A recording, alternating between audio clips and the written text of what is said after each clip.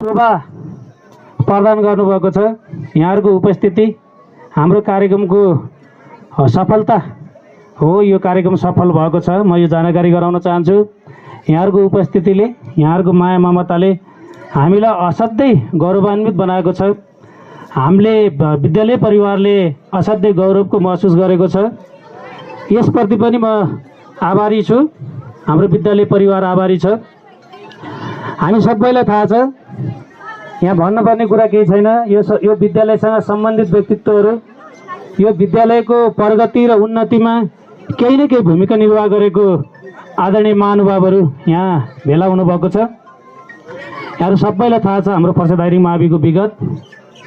यहाँहरू सबैलाई थाहा छ हाम्रो फर्सेदाइरिङ माविको एउटा कष्टपूर्ण चाहिने अवस्था यहाँहरू सबैले अनुभव गर्नुभएको छ। यो फर्सेदाइरिङ मावि आज जे छ, यो फर्सेदाइरिङ मावि जसरी यहाँ उभिएको छ, यो सबैमा यहाँहरू यहाँ उपस्थित महानुभावहरू आदरणीय व्यक्तित्वहरू यहाँहरूको हरेक चाहिने यो फर्सेदाइरिङ माविको यो अहिलेको अवस्थितिमा यहाँहरूका पौरखका, यहाँहरूका दुःखका, यहाँका पसिनाका इट्टाहरू यहाँ जोडिएका छन्।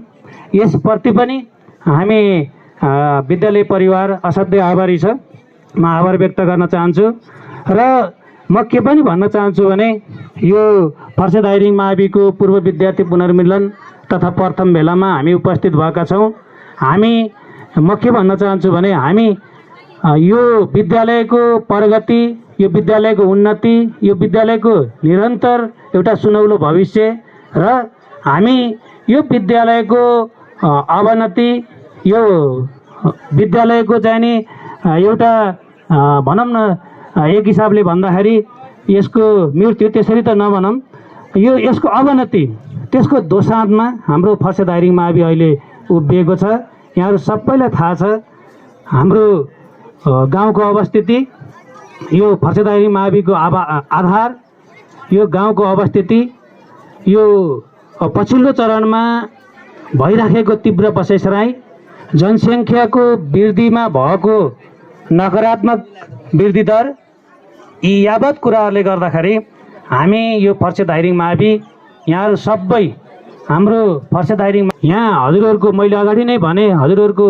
पौरख, मेहनत, माया सबै कुरा मिसिएको छ। यो फर्सेदाइरिङ मावि त्यस्तो दोसाँधमा उभिएको छ। यो दोसाँधमा उभिराखेको बेला हामीले यो पूर्व विद्यार्थीहरूको पुनर्मिलन